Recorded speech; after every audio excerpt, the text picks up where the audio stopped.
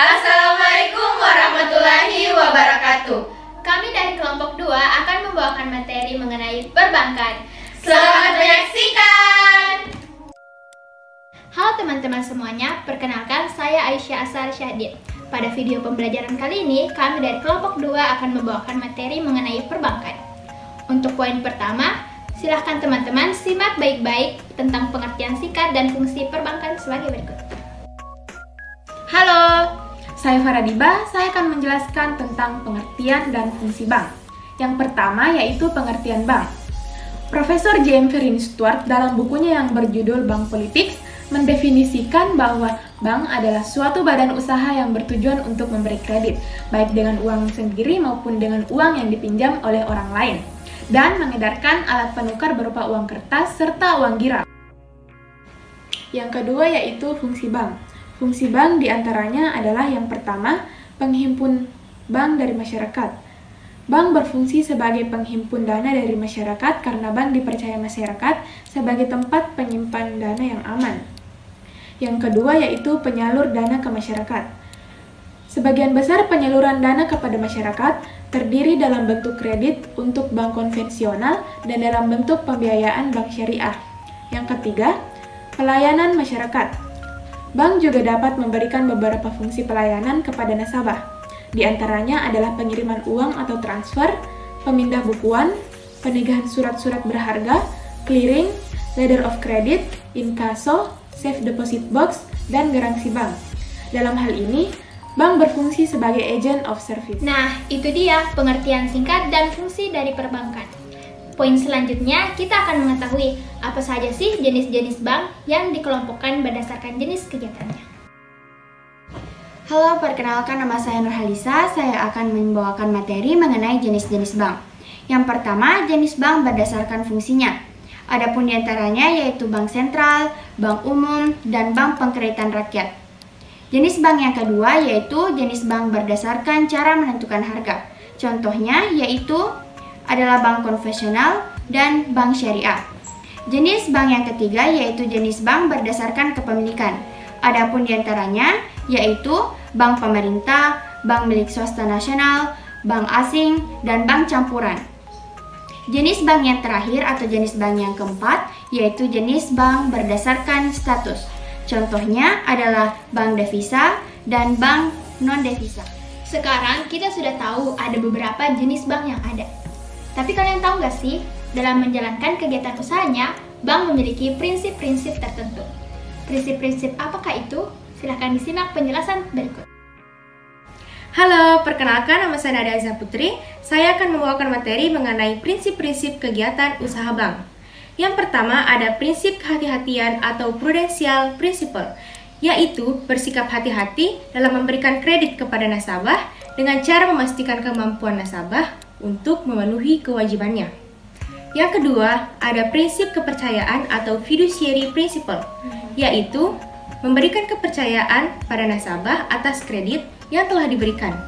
Yang ketiga, ada prinsip kerahasiaan atau confidential principle, yaitu data nasabah yang ada pada bank akan disimpan dengan baik dan tidak diberikan pada pihak-pihak yang tidak bertanggung jawab.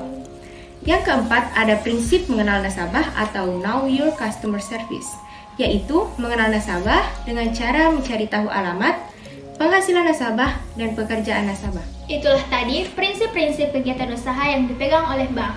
Nah, yang pasti di mana ada usaha pasti ada hasil dong ya. Jadi, materi berikut adalah hasil atau produk-produk apa saja yang dikeluarkan oleh perbankan. Halo, saya sahabat saya Arianto akan menjelaskan tentang produk-produk perbankan. Sebagai salah satu lembaga keuangan yang mengumpulkan dan menyalurkan dana kepada pihak yang membutuhkan dana, bank memiliki beberapa produk yang dapat dibedakan menjadi dua, yaitu kredit pasif dan kredit aktif. Pertama, kredit pasif, adapun simpanan yang berupa kredit pasif sebagai berikut.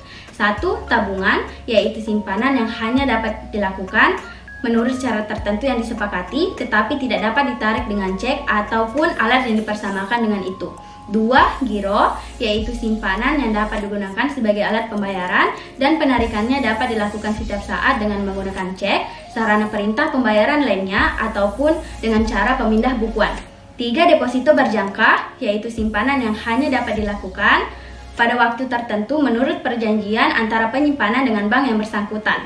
4. Sertifikat deposito, yaitu deposito berjangka yang bukti simpanannya dapat diperdagangkan. 5. Surat-surat berharga, yaitu surat pengakuan utang, wesel, saham, ataupun obligasi yang lazim diperdagangkan dalam pasar modal dan pasar uang. Kedua, kredit aktif. Adapun kredit aktif perbankan sebagai berikut. 1.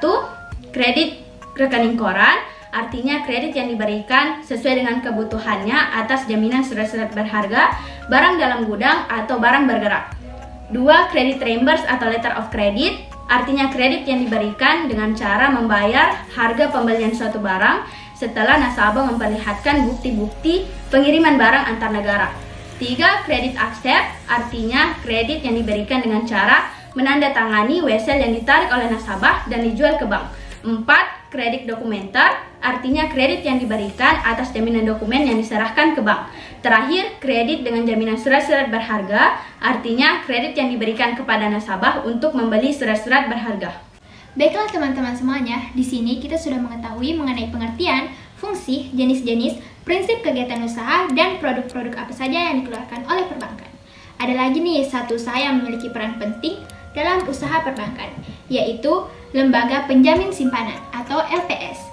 Mengenai pengertian, fungsi, tugas, dan wewenangnya bisa disimak sebagai berikut. Halo, saya Mulia Harinisa akan membawakan materi mengenai Lembaga Penjamin Simpanan atau disingkat dengan LPS.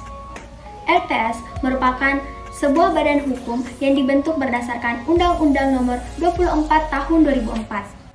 LPS merupakan suatu lembaga independen yang berfungsi menjamin simpanan nasabah penyimpanan dan turut aktif dalam memelihara stabilitas sistem perbankan sesuai dengan kewenangannya.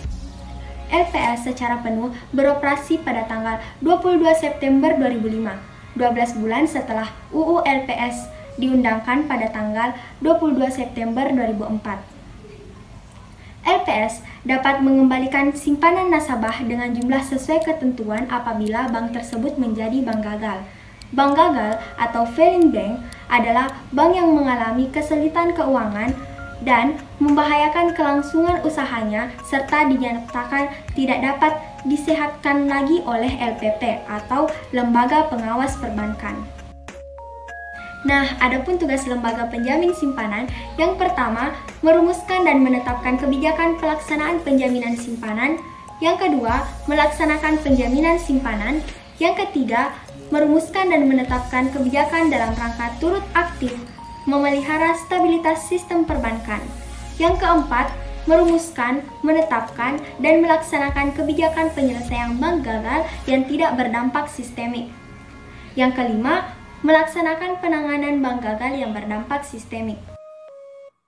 Adapun wewenang Lembaga Penjaminan Simpanan, yang pertama, menetapkan dan memungut premi penjaminan. Yang kedua, melakukan pengelolaan kekayaan dan kewajiban LPS.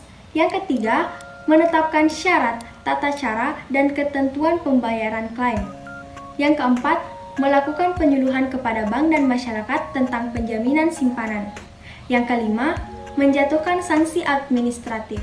Nah, itulah tadi yang dapat kami sampaikan secara singkat mengenai perbankan.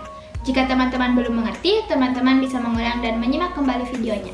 Cukup sekian dan terima kasih sudah menonton sampai akhir. Dadah!